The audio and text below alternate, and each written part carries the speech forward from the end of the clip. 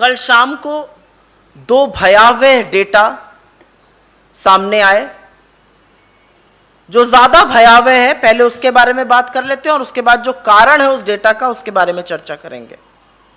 इस देश में गरीबी, गुर्बत और भूख एक भयावह स्थिति में है, पर मोदी सरकार की तरफ देखिए तो वो बेखबर हैं, बेखौफ हैं, उनको कोई फर्क ही नहीं पड़ रहा है। कल शाम को वर्ल्ड बैंक की रिपोर्ट के अनुसार भारत में कोविड काल के दौरान 5.6 करोड़ 5 करोड़ 60 लाख लोग अत्याधिक पावर्टी, अत्याधिक गरीबी, एब्जेक्ट पावर्टी में ढकेल दिए गए। यह एक बड़ा खुलासा है। और यह करने से पहले वर्ल्ड बैंक ने यह भी किया कि तीसरी बार भारत की जीडीपी ग्रोथ रेट को इस साल घटाया और 7.5% से घटाकर 6.5% पर कर दिया गया। अब विशेषज्ञों की माने तो वो कहते हैं कि वर्ल्ड बैंक जो गरीबी का आंकड़ा बता रहा है, जो एब्जेक्ट पावर्टी, अत्याधिक गरीबी का आंकड़ा बता रहा है, वो कम है, क्योंकि उन्होंने डॉलर के परचेजिंग पावर पैरिटी मूल्य को करीब 20 पर रखा है। और असल में जो सिचुएशन ऑन द ग्राउंड है, जो स्थिति जमीनी हकीकत है, वो और भी भयावह है। कुछ विशेषज्ञों ने आंकड़े देकर कहा है कि 27 से 30 करोड़ लोग अत्याधिक अथक गरीबी, एब्जेक्ट पावर्टी का शिकार हुए। नीति आयोग का जो बहुआमी गरीबी सूचकांक है, मल्टीलैटरल पॉवर्टी इंडेक्स, वो कहता है देश के 25% लोग गरीब हैं। 140 करोड़ की इस आबादी में 36 करोड़ 25 लाख लोग गरीब हैं और गरीब होते जा रहे हैं। यह देश गांधी का देश है, जिन्होंने कहा था नीति निर्माण के वक्त पंक्ति में खड़े सबसे अंतिम व्यक्ति का चेहरा याद करिएगा। वहां पर गरीबी लगातार बढ़ रही है और बोलना इसलिए जरूरी है क्योंकि 10 साल में हमने तमामों लोगों को गरीबी की सीमा रेखा के ऊपर उठाया था, 27 करोड़ लोगों को। इसी स्थिति से घबराकर, इसी स्थिति की आशंका थी जब कांग्रेस अध्यक्ष ने और श्री राहुल गांधी जी ने सरकार को आगाह किया था कोविड के दौरान कि लोगों के हाथ में पैसा डालिए, लोगों के हाथ में पैसा डालिए, कंजम्पशन बढ़ेगा, जो कुचक्र अर्थव्यवस्था का हो गया वो ना होता।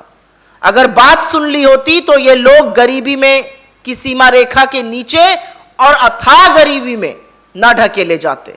अगर सरकार के कान पर जूं रेंगी होती हमारी बातों पर तो करोड़ों लोग चिलचिलाती धूप में पैदल ना चलते। अगर उन्होंने सुना होता तो तमामों लघु मध्यम उद्योग बंद ना होते। अगर उन्होंने सुना होता तो अर्थव्यवस्था इस बुरी तरह से ठप ना होती।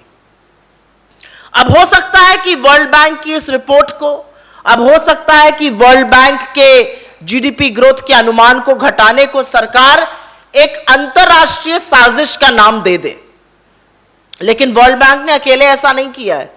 मूडीज का भी यही कहना है, फिच ने भी यही किया है, एशियन डेवलपमेंट बैंक ने भी यह किया है, तमामों ब्रोकरेजेस ने, तमामों क्रेडिट रेटिंग्स एजेंसीज ने हमारे जीडीपी ग्रोथ को लगातार नीचे ढकेला है। लेकिन अगर ये इंटरनेशनल साजिश है जो कि सरकार कह सकती है तो छोड़ दीजिए ईडी। अब आपकी ईडी वर्ल्ड बैंक के भी पीछे पड़ जाए, पर उसमें शायद थोड़ी मुश्किल हो सकती है। लेकिन व्यंग के आगे असली सच सुनना जरूरी है। बुरी तरह से बदतर हो रहे हैं हालात। 82 रुपया 33 पैसा मूल्य हो गया है रुपए का $1 के बनिस्पत। 82 रुपया। जो कहते थे कि होड़ लगी है रुपए की गिरावट और प्रधानमंत्री की गिरती हुई प्रतिष्ठा में, वो किस गोता में गोता खार बन के अपनी प्रतिष्ठा ढूंढ रहे हैं मुझे नहीं पता। लेकिन विदेशी मुद्रा भंडार इस साल की शुरुआत से अभी तक $100 बिलियन खर्च हो चुका है, $100 बिलियन, और उसके बाद भी रुपए की गिरावट को रोका नहीं जा पा रहा है। चाहे करंट अकाउंट डेफिसिट हो, चाहे फिस्कल डेफिसिट हो, भयावह स्थिति है। ट्रेड डेफिसिट, व्यापार घाटा दोगुना हो गया है। एक्सपोर्ट 3.5% डिप कर रहा है। एफएमसीजी की सेल, जो जरूरी सामान होते हैं, तेल, नमक, टूथपेस्ट, सर में लगाने वाला तेल, साबुन, शैम्पू, 10% इनकी सेल में गिरावट आई है। यह सीधा गरीबी से रिलेटेड है। इस मंद उपभोग और कम निवेश के चलते बेरोजगारी तो बढ़ी ही है, तमाम एमएसएमईज बंद हुए हैं और उसके ऊपर से महंगाई ने जीना दूभर कर दिया है। इसका असल में आईना जो है वो तो आरबीआई दिखा रहा है सरकार को। 4-4 बार रेट बढ़ाए गए हैं, लोन भी महंगा हो रहा है, ईएमआई भी ज्यादा हो रही है। यह सरकार की फिस्कल नीतियों की विफलता का परिणाम है। पर इस भयावह स्थिति से क्या मोदी जी परेशान है?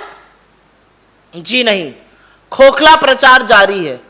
गरीब की थाली में प्रहार जरूर कर रहे हैं, लेकिन ड्रोनाचार्य बने हुए हैं। ड्रोन से अब आलू उठवाएंगे, उसी आलू से जिससे उन्होंने सोना बनाने को कहा था। मोदी जी पहले आलू से सोना बनाने वाले थे, अब ड्रोन से आलू उठवाएंगे। मोदी जी मेट्रो का 2019 में भी उद्घाटन करते हैं, फेज 1 का अहमदाबाद में, फिर फेज 1 का सितंबर 2022 में करते हैं। यह सब काम चलता रहेगा, खोखला प्रचार, ताली वाली सब चलती रहेगी, लेकिन गरीब इस देश में और गरीब होता रहेगा, शिकन नहीं आएगी चेहरे पर। इस देश का किसान आत्महत्या करेगा और आपका नाम लिखकर आत्महत्या करेगा, और आप ड्रोनाचार्य बनकर ड्रोन से आलू को उठवाइएगा। इसीलिए कुछ ज्वलंत सवाल हैं और इसी के साथ हम अंत करेंगे।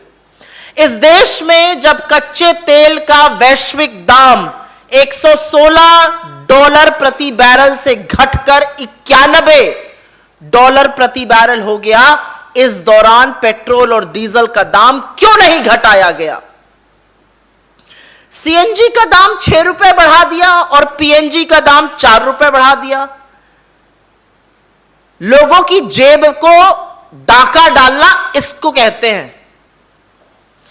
देश की 130 ट्रेनों का किराया बढ़ा दिया, प्लेटफॉर्म टिकट 200% बढ़ा दिया, फीस 400% बढ़ा दी यूनिवर्सिटीज में। इसका क्या जवाब है? क्या यह गरीबी पर प्रहार है या नहीं है? आटा और दूध जैसी चीजों का दाम आग लगी हुई है उनमें, क्या इससे गरीब का भला हो रहा है?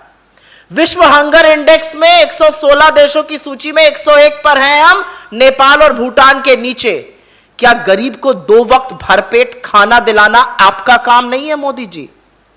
और 135 करोड़ के इस देश में, 140 करोड़ के इस देश में 80 करोड़ लोगों को इस कगार पर लाकर खड़ा कर दिया कि आज वो आपका मुफ्त का अनाज लेने के लिए मजबूर है।